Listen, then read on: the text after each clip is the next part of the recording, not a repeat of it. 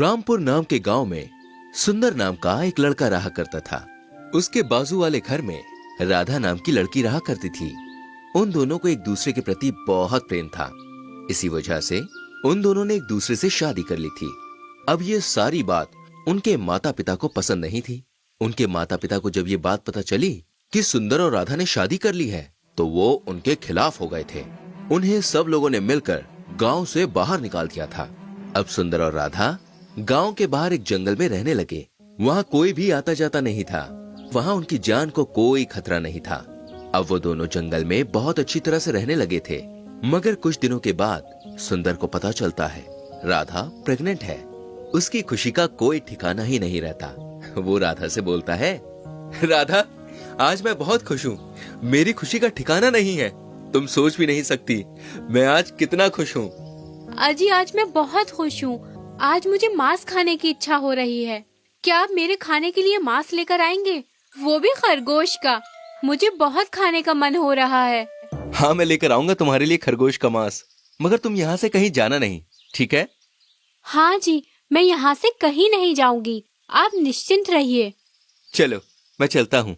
ऐसा कहकर सुंदर वहाँ से चला जाता है और एक खरगोश को पकड़कर वहाँ लेकर आता है। खरगोश बड़ा ही उछल रहा था, मगर उसे एक रस्सी से बांधकर वो उसे पकाता है और पकाने के बाद दोनों वो खरगोश बड़ी अच्छी तरह से खाते हैं। राधा आज बहुत खुश थी। उसने उसके मन के हिसाब से आज खाना खाया था। ऐसे ही बहुत दिन बीत जाते हैं। राधा को अब 3 महीने पूरे हो रहे थे। राधा बड़ी खुश और तंदुरुस्त रहा करती थी। अब बहुत दिन बीत जाने के बाद भी राधा का खरगोश खाने का मन कम नहीं हो रहा था। उसके खरगोश खाने की चाह जैसे बढ़ रही थी। अब वो एक दिन छोड़कर खरगोश खाने की मांग करने लगी थी और सुंदर भी उसे एक खरगोश पकड़कर लाकर खिलाता था। मगर इसकी वजह से जंगल में खरगोश की संख्याएं अब कम हो रही थी। इस वजह से खरगोश जंगल के सिद्ध बाबा के पास चला जाता है। हे बाबा, हमें बचा लीजिए। हमें इस जंगल में कोई व्यक्ति आकर पकड़कर खा लेता है और हम कुछ भी नहीं कर सकते। कौन है वो जो जंगल के प्राणियों को मारकर खाने का दुस्साहस कर रहा है? एक आदमी है जो हर दिन आकर हमारा शिकार कर रहा है और हमारे साथियों को काट कर खा रहा है। चलो मुझे बताओ, वो कहाँ रहता है? अब बाबा बहुत क्रोधित होकर वहाँ से निकल जाते हैं और निकलकर सीधा सुंदर की कुटिया के पास पहुँच जाते हैं और वो देखते हैं कि एक खरगोश को सुंदर पका रहा है और उसको खाने की तैयारी कर रहा है। वहाँ खरगोश पकता देख वो बहुत क्रोधित हो जाते हैं और सुंदर से कहते हैं, ये क्या कर रहे हो? इन मासूम प्राणियों को मारकर क्यों खा रहे हो? नहीं साधु महाराज, आप मेरी बात तो सुनिए। आप क्या बोलना चाहते हो? मेरे सामने खरगोश पका रहे हो और कहते हो कि मेरी बात सुनो। ये बोलकर बाबा बड़े क्रोधित हो जाते हैं और अपने क्रोध में वो सुंदर और राधा को श्राप दे देते हैं। दोनों पति पत्नी एक गधा और एक गधी बन जाते हैं। राधा और सुंदर जोर जोर से रोने लगते हैं। ये सब देख वो दोनों बहुत दुखी हो जाते हैं और बाबा से कहने लगते हैं, बाबा, आपने हमें श्राप दे दिया, मगर मेरी पत्नी प्रेग्नेंट है। इसी वजह से उसे खरगोश खाने का मन हो रहा था और इसी वजह से मैंने उसे खरगोश लाकर खिलाना शुरू किया। बाबा, आपने हमें जाने समझे बिना श्राप दे दिया और अब हम इस श्राप की वजह से कैसे उभरे? आप ही बताइए। अब ये बातें सुनकर सिद्ध बाबा को बड़ा दुख हुआ कि उनके हाथों से बिना जाने समझे एक बड़ा पाप हो गया। वो उन दोनों से कहते हैं, मैंने तुम्हारी बात ना सुनकर तुम्हें तुम्हारी गलती की सजा दे दी, मगर अब मैं कुछ नहीं कर सकता। अब मैं अपना श्राप वापस नहीं ले सकता। बाबा, अब हम क्या करें? आप ही हमें इसका उपाय बताइए बाबा। हम पर कृपा कीजिए बाबा। अब बाबा उन्हें एक उपाय बताते हैं और कहते हैं, अरे बेटा, तुम्हें तुम्हारे बुरे कर्मों की सजा मिली है। अब तुम्हें जब बच्चा होगा वही तुम्हारी मुक्ति का कारण होगा। तब तक तुम दोनों को गधे का जीवन व्यतीत करना होगा। अब ये सब सुनकर राधा और सुंदर बहुत खुश हो जाते हैं और बाबा को प्रणाम करके वो दोनों वहाँ से निकल जाते हैं। अब चलते चलते रास्ते में उन्हें एक जंगल दिखाई देता है। वो सोचते हैं कि राधा, अब हमें इस जंगल में ही अपना सारा जीवन व्यतीत करना है। क्या तुम इस विचार से सहमत हो? हाँ पतिदेव, मैं तुम्हारे विचार से सहमत हूँ। अब वो अपना जीवन जंगल में व्यतीत करने लगते हैं, मगर वहाँ भी उनकी कठिनाइयाँ कम नहीं होती। उनके हिस्से में और कुछ भी लिखा था। ये सब देखने के लिए गड़बड़ी गधा पार्ट 2 देखना ना भूलें। दोस्तों, इस कहानी से हमें ये सीख मिलती है कि जंगली जानवरों की हत्या नहीं करनी चाहिए। हमें जानवरों के प्रति दया भाव रखनी चाहिए। एक बुरहानपुर नाम के गांव में राजू नाम का आदमी रहता था। वो एक किसान था जो बहुत मेहनत किया करता था। उसके साथ उसकी पत्नी शालिनी भी काम किया करती थी। दोनों की कड़ी मेहनत रंग ला रही थी। उस साल गांव के सरपंच के खेतों में फसल कुछ अच्छी नहीं आई थी और राजू के खेत में आई फसल देखकर सरपंच को बहुत गुस्सा आया था। अजी हमारे खेत अच्छे, बीज अच्छा है, फिर भी उस राजू की फसल हमसे ज्यादा कैसे आती है? मेरा तो बीज भी अच्छा होता है और हमारे खेत तो उसके खेतों से बहुत अच्छे हैं, फिर भी मेरे खेत में उसके मुकाबले कम ही फसल आती है। क्या करे अब इस राजू का? हम कितना भी खेतों में मेहनत करें, लेकिन फिर भी इस राजू की ही फसल अच्छी आती है। ठीक है, अगली बार देखते हैं। सरपंच और उसकी पत्नी राजू से जलते थे। उधर राजू अपने घर में शालिनी के साथ बहुत खुश था। उसको एक बेटी थी जिसका नाम था माला। माला को पक्षियों और प्राणियों से बड़ा लगाव था। उसने अपने घर में एक कुत्ता, एक खरगोश और एक तोता भी पाल कर रखा था। राजू और शालिनी उन प्राणियों को खेतों में लेकर जाया करते थे। वो दिन भर खेतों में खेलते थे। माला घर आती तो सीधा खेत में चली जाती थी और अपने प्राणियों के साथ खेलती थी। एक दिन उसे स्कूल से आने में बहुत देर हो गई। राजू और शालिनी बहुत चिंता में पड़ गए। अरे शालिनी, इतनी तेज बारिश हो रही है और ये माला है कि अब तक घर नहीं आई। मुझे तो बहुत डर लग रहा है। मैं जा रहा हूँ उसे ढूंढने। अजी मैं भी आऊँ क्या साथ में? नहीं शालिनी, तुम घर पर रुको। अगर वो घर पर आ गई तो मुझे बता देना। ठीक है जी, आप माला को लेकर जल्दी आना। ऐसा कहकर राजू वहाँ से माला को ढूंढने निकलता है। वो गांव के रास्ते से स्कूल जाता है। बहुत तेज बारिश होने के कारण उसे आगे का कुछ भी साफ साफ दिखाई नहीं देता। रास्ते में उसे एक पेड़ के नीचे कोई बैठा हुआ नजर आता है। राजू उस तरफ देखता है तो उसे कोई जानी पहचानी सी आकृति वहाँ नजर आती है। राजू पेड़ के पास जाता है। अरे माला बेटा, तुम यहाँ पे क्या कर रही हो? मेरे पास छाता नहीं है, इसीलिए यहाँ पेड़ के नीचे रुकी हूँ। बेटा, हम दोनों घर में कितना चिंतित हो गए थे। चलो इस कबूतर के बच्चे को छाते में लेकर चलते हैं। हाँ पिताजी, चलिए, अब इसे बारिश नहीं लगेगी। अब दोनों बाप बेटी घर आते हैं। कहाँ चली गई थी तू माला? यहाँ मेरी जान जाने को थी, ऐसे बाहर मत रुका कर। अरे जरा शांत भी रहो। इसकी वजह से माला को घर आने में देर हो गई है। शालिनी उस कबूतर के बच्चे को देखकर चुप हो जाती है। तभी उसकी नजर उसके जख्म पर पड़ती है। क्या हुआ है इसे? ये कहाँ मिला आप दोनों को? बिना देखे ही बच्ची को बोलना शुरू कर देती हो। इसकी वजह से ही माला को देर हो गई। पेड़ के नीचे उसे पकड़ के बैठी थी। माफ कर दो बेटा, मुझे पता नहीं था, लेकिन तुमने बताया क्यों नहीं? अरे माँ, तुम बोलने दोगी तो ना। ये कबूतर पेड़ के नीचे जख्मी पड़ा था और इसे छोड़ के मैं घर कैसे आ सकती थी? मैंने उसे उठाया तभी जोर से बारिश शुरू हो गई।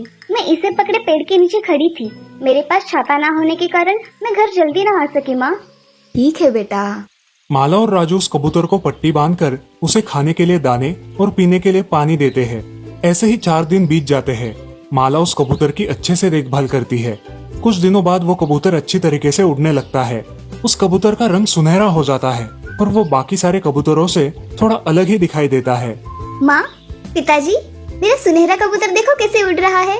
अरे हाँ, ये तो ठीक हो गया है। उड़ता है तो कितना शानदार लगता है। बहुत अच्छा है तुम्हारा सुनहरा कबूतर। राजू और शालिनी खेतों में चले जाते हैं और माला अपने पक्षी प्राणियों के साथ घर में ही रहती है। उसी रात, अरे शालिनी, कल हमें जल्द ही खेतों में जाना होगा। फसल अब काटने पर आई है। हाँ, सुबह जल्दी ही जाएंगे। सुबह सुबह ज्यादा काम होता है। पिताजी, मैं भी कल खेतों में आऊँ, जिससे आपको कुछ मदद हो जाए। ठीक है बेटा, चलो अब सो जाते हैं। अगले दिन राजू, शालिनी और माला तीनों अपने प्राणियों के साथ खेतों में चले जाते हैं। ये सब गांव का सरपंच देख लेता है और मन ही मन सोचता है, सारे के सारे खेतों में जा रहे हैं और कितनी मेहनत करके फसल उगाओगे। माला और उसके माँ बाप खेत में पहुंचकर काम करने लगते हैं। पिताजी, ये फसल का अनाज कैसे बनता है? ये फसल सूखने के बाद अनाज बनता है। फिर थोड़ा अनाज हम भगवान को चढ़ाकर उसमें से कुछ घर पर रखते हैं और बाकी का बेच देते हैं। अच्छा, ऐसे बनता है अनाज? हाँ माला। अरे दोनों बाप बेटी की बातें खत्म हो गई हो तो घर चले। हाँ हाँ, चलो घर। तीनों भी घर चले जाते हैं। अब उनके खेतों में 2 दिन कुछ काम ना होने के कारण वो घर पर ही रहते हैं और अपने प्राणी पक्षियों के साथ समय व्यतीत करते हैं। वो 2 दिन खेत में नहीं गए, ये सब सरपंच ने देख लिया था। सरपंच जल्दी जल्दी अपने घर जाता है। क्या हुआ? इतने जल्दी जल्दी घर पर आए हो? अरे भाग्यवान, ये राजू 2 दिन से घर पर है। इसके क्या सारे खेती के काम हो गए? मैं क्या कह रही हूँ, इस साल हम उसकी फसल चुरा लेंगे, उसका नुकसान हो जाएगा, फिर वो हमारे पास ही आएगा। अगर किसी ने पकड़ लिया तो? अरे काम किसी और से करवा लो और तुम चुपचाप घर पे ही बैठे रहो, जिससे तुम पर किसी का शक भी नहीं होगा। आज रात को ही ये काम करवा लेता हूँ। हाँ, ऐसा ही कीजिए। सरपंच अपने वफादार नौकरों को बुलाकर उनको ये काम करने को बोलता है। उसी रात नौकर राजू के खेतों में जाकर उसकी जमा की हुई सारी फसल चुरा लेते हैं। अगले दिन राजू अपने खेतों में जाता है और देखता है कि उसकी फसल गायब है। वो सारा खेत छान मारता है, मगर उसे उसकी फसल कहीं दिखाई नहीं देती। वो खेत में सोचते हुए बैठ जाता है, हे राम, मेरी पूरी मेहनत की फसल कौन चुरा कर ले गया? अब मैं क्या करूं?